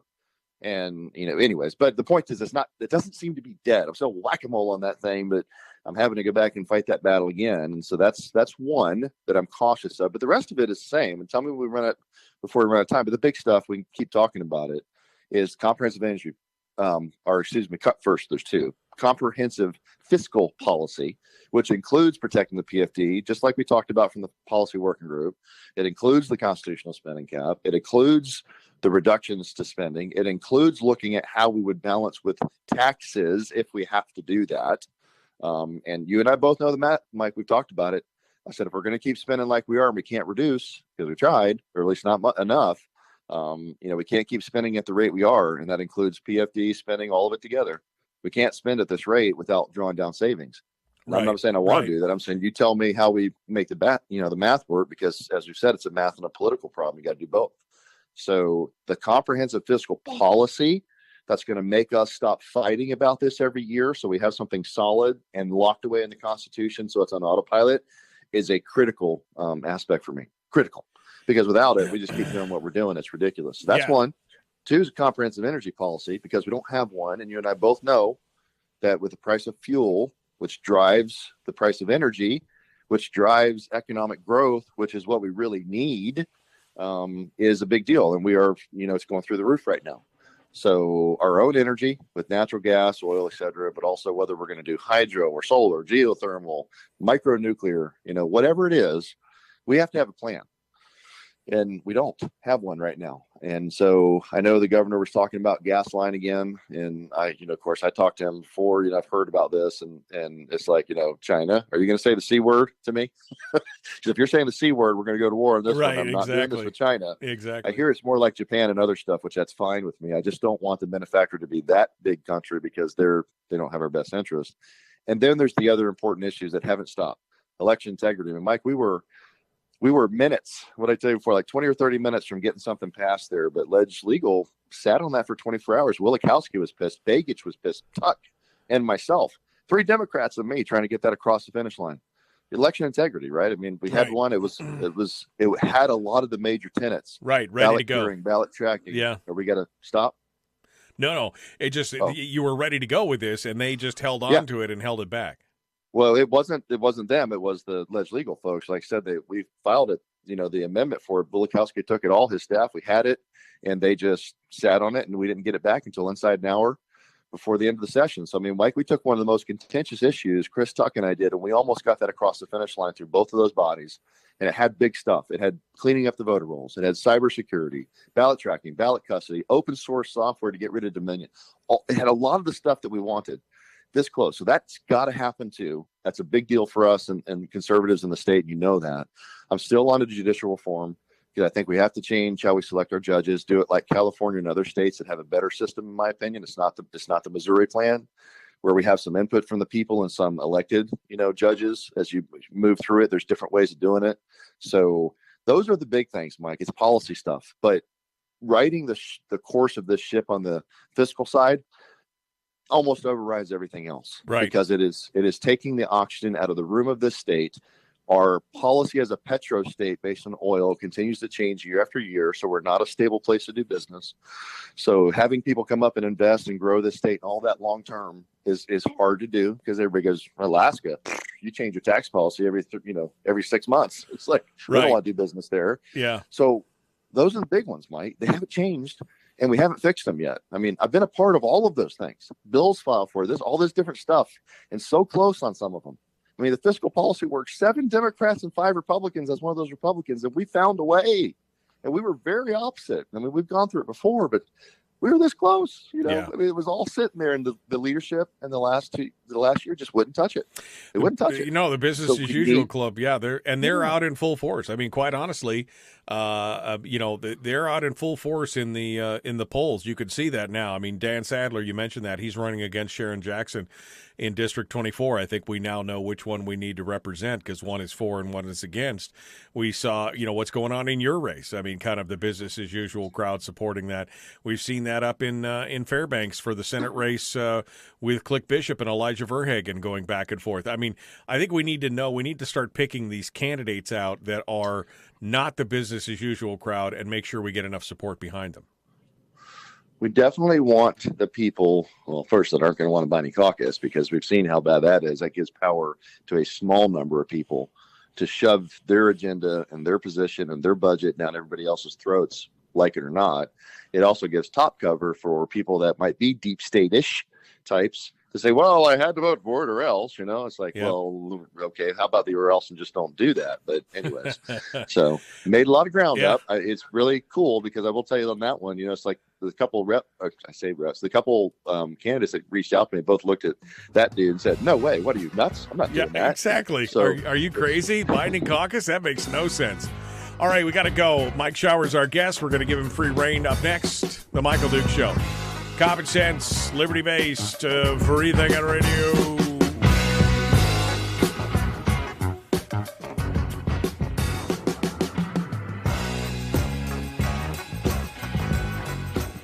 All right, we're in the break right now. Mike Shower is our guest. Curious how many times the 13 Senate Majority members met to get their agenda priorities worked on last year. Once, twice, 5 times, or was it 0 times? 0. Yeah, 0 times. 0 times. We did not meet except one time the last few weeks of the session. Right. And we weren't, and I say this in jest, we weren't allowed to talk. It was the Senate Finance co-chairs giving us a briefing on their budget, and that was it. And then everybody went away.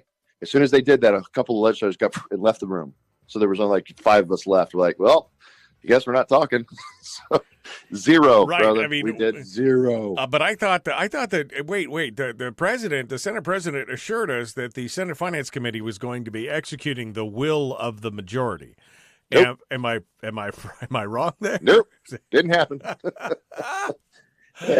Negative. Yada. Yet. No. Did not happen. Negative ghostwriter. The pattern is full. Pattern was full. The pattern is full. Yep. Nope. Didn't happen. Didn't meet. Didn't talk. Not very successful. House Democrats controlling one body, Senate Republicans controlling the other. That was, had a pretty significant split in it as far as, being able to be a unified front and do anything. And Democrat influence was really strong.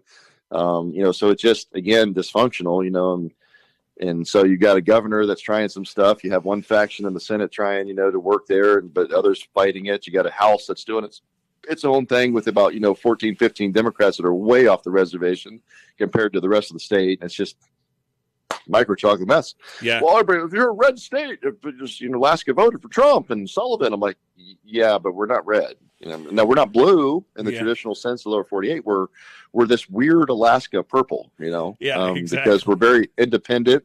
When you add up, as all the Republicans in the state, like 140,000 something, and all the Democrats, a little over 70,000, they're still less than just the group of undeclareds. The undeclareds are bigger than the two political parties combined in this state. Right. So it's an odd duck. We're not what people think we are. And so it's interesting because some districts, they just don't send back the people we want them to, but that's the way it works, right? I mean, that's politics, man. Everybody can't be Matsu, right? And everybody, thankfully, isn't Sitka, right, or Bethel or Fairbanks. We're different, and we're a big state, and we're very different.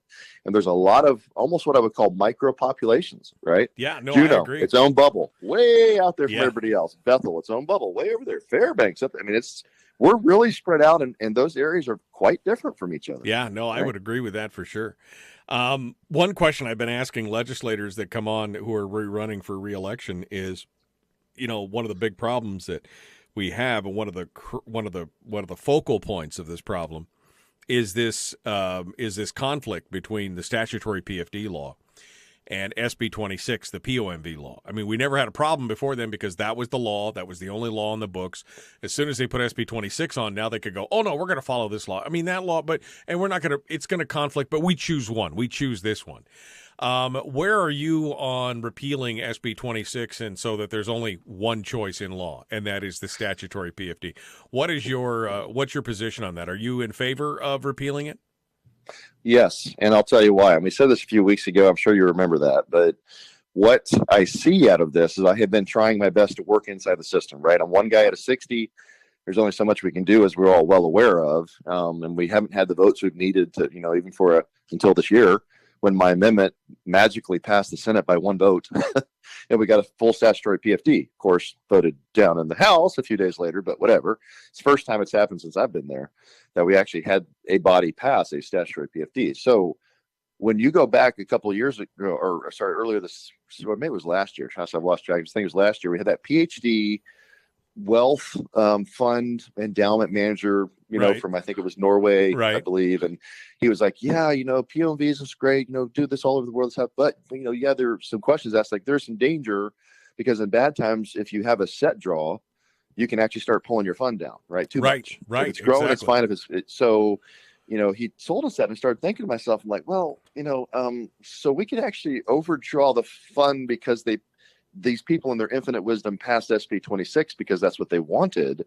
But the reality was, with the previous law, Mike, we were never going to draw down the permanent fund because as the stock market declines, the amount of the PFD formula, it drops. Right. It was because designed that way. Right. Because it's based on a rolling average. So if you have a bad year, then that year bakes into the 5-year average. And we saw that in 2007, 2008. We saw the PFDs drop precipitously, by like half for the course of that 3 or 4 years until the average rolled off and then they jump back up. So there is a mechanism in place, and the POMV doesn't have that. It actually not only does it not put us into conflict, not only does it not turn us upside down to this state.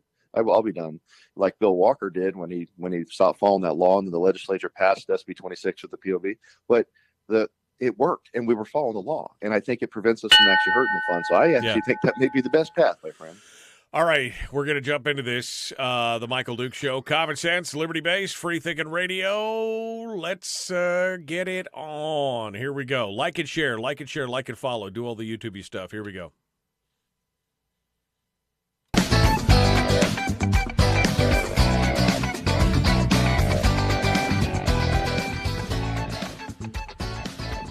All right, welcome back to the program. Finishing things up here with Mike Shower. Ooh, hey, that's my reminder that we got to go back on the air. One final, it's just, hey, it just gets my attention. Yep, it gets my attention. All right, Mike, before I ask you the big burning question, we were just talking about SB 26, get rid of the POMV, you're in favor of that. That's something that I think we need to tackle this next year. We didn't tackle Mike. Yeah, so it's the audience is clear. If we're not going to have a constitutional convention, if we're not going to protect it in the Constitution moving forward, the PFT and being done fighting about it, right? That maybe is the next best step to me, because what we're doing, it just isn't working. So that's part of the answer. Didn't get to that in the break. Right, we got to get it done, and you didn't focus on it this last go around because you were in the middle of election reform and everything, and the fight and all that stuff. So, but I think this is good. Yeah, and I also thought we might enact a policy. We had a good working group and pass forward. I thought, hey, we got some answers. Leadership's gonna never mind. Yeah, they're not gonna do that. Yeah, exactly. I just think you now need to take their toys away, and SB 26 is the one toy that they keep using against you. So, all right, that's good. All right, so let me get to the burning question. This is the burning question that I'm sure everybody is asking you when you're out campaigning and everything else. And so the question is, have you seen Top Gun 2, and what are your thoughts on it? Yes, we've Michelle and I finally went down to Tennessee earlier, and we visited her parents, which is good. They're in their 80s, and we haven't seen them in over a year, so that was a nice break right after the session. Then did some more work, whatever, and for a few days we went down after a trip to visit our oldest son and his family because we haven't seen them in over a year. While we were there, his son, who's in his early teens, is like, we should go see Top Gun. I'm like, oh, here we go. So fine, we'll go see it, and we did, and. All right, so I'll just start off with, for 2 hours, and a couple bucks, it's entertaining. You can see that, and they play cool music and all the pictures, so there's that. Oh, I hear a butt coming. But, when you're a fighter pilot and your wife, for 20-something years, and your wife's sitting beside you, and she's like, don't you dare, don't you do it, don't you do it. And I'm just like, that's silly, that's silly. She's like, shut up. She elbowed me, stop it. Everybody's looking at you. I wasn't being very loud. I didn't think I was. But, look, when Tom Cruise ejects at 10.3 Mach and there's hot plasma on the outside of the aircraft, you're not going to show up in the bar, from probably 80 or 90,000 feet at Mach 10.3. He would have also been plasma when he ejected. So there was that. That was kind of funny to watch that somehow he survived in his suit. But whatever, it's cool. You're not going to go zipping through the gate in your motorcycle at 70 miles an hour like he did without even waving or saluting, because he would have been shot. So there's that. So there's a little bit of unrealism to it, but it's Hollywood, right? So whatever. Right. But I will also tell you that there are some things that were very realistic in the movie. For example, staying at attention, being yelled at by senior brass that are worried about their career. Oh, that's way realistic. How do I know? Been there. That's valid. Yeah. Some of the infighting with the politics of, individual programs, like the guy that all wants his, the 2-star that wants his drone program, that kind of stuff. Oh, that's real. That's real. Been there. So some of it's actually pretty good. And as usual, the flying scenes, the flying stuff there's some really good scenery stuff in there. The SAMs and how they did the targeting stuff, that was like, yeah, whatever, kind of noted. Oh yeah. An F-14 is going to, out dogfight a 5th gen PAC FA. Noted, not happening. Yeah, that's where Michelle keeps hitting me and my ribs are sore. She's like, shut up. This sounds like, I can't help it. Yeah, that's not going to happen. That's not realistic. This sounds like a conversation between me and my wife during a movie where there's a lot of guns and there's a lot of gun sins, especially in like rifle and pistol combat and stuff like that. And I'm going, oh nope. And my wife's like, could you just let me enjoy the movie? And I'm like, I'm sorry, I'm just having a hard time because they're breaking my immersion here because this is stupid. But anyway, I'm with you on that. So thumbs up, thumbs down. I mean, like you said, couple bucks and a good couple hours, but what do you? How does it compare to the first one? I mean, you're old enough now. Were you in the military when the first one came out? You couldn't have been. It literally came out the summer I was starting at the Air Force Academy when I was going through basic training. Right. So, kinda. So, I mean, how does it compare? What are your final thoughts on that? It's probably more. Some parts of it are definitely more realistic than the first one. There's a few things in the first one that are slightly more realistic than the second one. But I will tell you this, a very good friend of mine named Hollywood who I flew F-15s and F-22s with, was consulted for a day by the producers and writers of the movie, right? Through a mutual contact we had when we were flying, and when I was doing the Raptor demo stuff, and he was Thunderbird 1, and one of the guys we knew happened to be work for a big billionaire type guy that does all this kind of stuff, and he reached out to Hollywood and said, hey, they want to consult, and they want to have real fighter pilots come in and tell them sit down about the script. And so he spent a day with them, and he wasn't the only one. They had obviously some Navy guys and whatever. So to their credit, they actually did reach out to people that do this for a living, and some of the scenes and things that happened in that were coming from those interviews where they said, well, yeah, this is real, this isn't, whatever. So like I said, I'll give them credit to the fact they actually tried to some extent to make it realistic on as best you can. You got your Hollywood stuff and whatever, but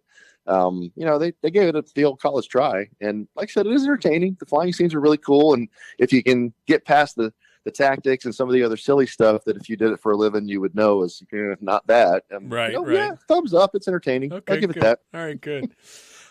You also had a post on Facebook the other day with the F-22s when you came in as the lead F-22 and dropped him down when you became part of the 90th Diceman, and you were talking about that. Give us a little background on it. We've only got about 3 minutes or so, but give us a little bit of a hit on that. Well, I wasn't searching for it. I didn't even know it was the anniversary date. I just got an invite from the folks at the Edwards Air Force Base, the Combined Test Center, about, hey, the 25th anniversary of the first flight of the Raptor is coming up here on 7 September. So I'm going to try to get there. I don't know if I'll be able to make it or not, but I would like to. And so that it popped up in my feed somehow. I think it's because I liked, Jay Bear or, 11th Air Force, that just follow like on social media, and it popped up. Oh, that's cool. I'm like, hey, wait a minute. I know those pictures. That's me. Right, so right. I'm like, oh, that's cool. I'm like, well, let me talk about it. But I didn't want to talk about me because I hate that stuff, right? And what did matter to me as I looked at it, and as usual, I see this, enlisted, sergeant standing out there saluting, waving the planes in. And I thought, that's pretty cool. I said, I'm going to talk about, the people that never get the credit, and that's why I did the post the way I did it, because I want people to know. I said, the reason the Raptors are here flying is because of about 99 out of 100 people involved in the program are not a pilot, probably more than that. Right. They're maintainers, they're fuel truck drivers, they're loaders, they're the civilian folks that keep them flying with all the parts and the maintenance and the stuff, and everybody across the whole infrastructure behind the guy at the pointy spear. The guy flying the plane, the guy pointing the gun down range, has, about 90% of the entire military and the structure behind it is for that person, right? But you never hear about the rest of them. They don't make movies about the fuel truck driver.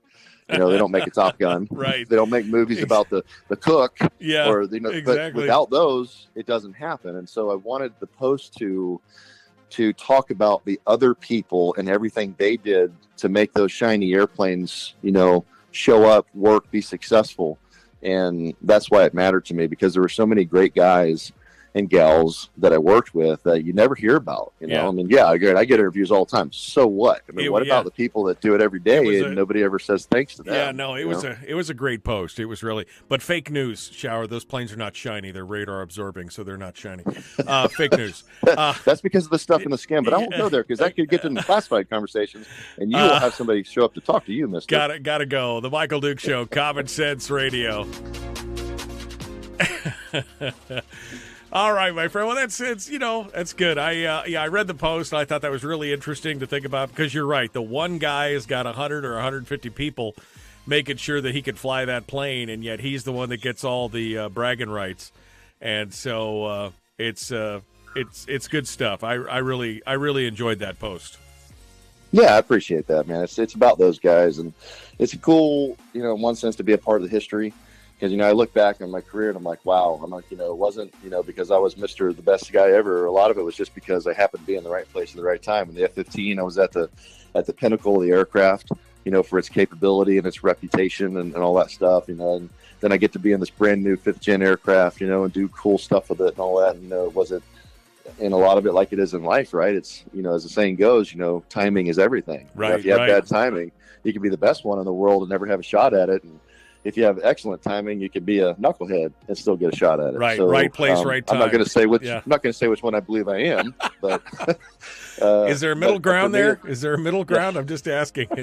Good knucklehead. Is that the thing? Knucklehead, knuckle dragger. But I had good timing, Mike, and I was able to do a lot of really cool things, and the people and stuff. And I one of the post I responded to, the guy said, he's like, "Oh, you were great, Lake and Love, you're great." I'm like, "It was awesome." I said, but what I'm finding funny, I still remember all the flying stories, of course, and those memories are strong. But as I get older, I remember a lot more of the things with the people than I do with the airplane, because that stuff starts to stand out to you about the people that you worked with and stuff, and then you realize how good they were. And I think, like always, I hate to say you take it for granted, but I think you do. You're so focused on the mission and flying and doing your thing and all that stuff that you don't think about all the people around you and the stuff that's happening. You appreciate them, shake their hand, see them and stuff. But then you look back on it and you go, man, were we lucky to have the chance to work with some of these people, because they're amazing. Yeah. And you just think about it later, because then you have time. I think that's life, right? You start retrospecting, like, man, these people were awesome. And then you start really missing that. And you don't necessarily see that in the next phase of your life, because people don't stick together as well in the civilian world generally, as they did in the military, because you're a unit and you're in the same mission and stuff. And so it's just different. You miss that. Anyway, that's probably a natural progression in life. Yeah, no, I think so too. I think you appreciate things a lot more later on, and the nuanced things, and especially the people, because that's the important stuff. Well, thank you for coming on, my friend. Thanks for sharing. I know that you took time out today for me, and I appreciate that. And it was it's well worth it. I appreciate that. We will discuss next week, and me or Michelle or I, we will make sure that we set a quadruple alarm for you to notify you the day prior, so all is well, and we'll get her done. Okay. Sure. But today was mine. I did not set my alarm, and I should have, and I completely forgot. It's no big deal. Michelle woke me up. She's like, "Where are you? You're on Dukes." I'm like, "Oh crap," because my brain was yesterday, and I was already on to the next thing. So then it's my fault. So. No, it's all good. I appreciate it, my friend. Thanks for coming on board. Look forward to seeing you maybe next week. Let me know. Thanks. I will do that. We will continue talking about all of the other stuff. But I will tell you this before we go. I talked to a lady. Said, "Yeah, we're kind of doing every other week now, because there's just not as much, in the session and all that." And she's like, "Well, I'd really like you every week." She's like, "Just talk about airplanes and flying stories, because that's really awesome." I'm like, "Well, I guess maybe we could do that." So yeah, we'll talk about something. Because her 11-year-old grandson listens to the Shower Hour Power, and she's like, he loves it. And when you're not on, he's bummed. I'm like, that. Just so you know, she said that. Like that, I thought that was really cool. So that is cool. It's nice to hear. And we could talk about bacon and airplanes and movies, and that would probably take up a whole hour in and of itself. So, all right. Well, State Senator Mike Shower, thank you, my friend. Good to talk with you. All right, brother. Take care. Tomorrow on the program, it is Jacob Sullum, Reason Magazine, Chris Chang, Top Shot champion, Willie Waffle. It's a full show tomorrow for Firearms Friday. We'll see you then. Be kind, love one another, live well. We'll see you then.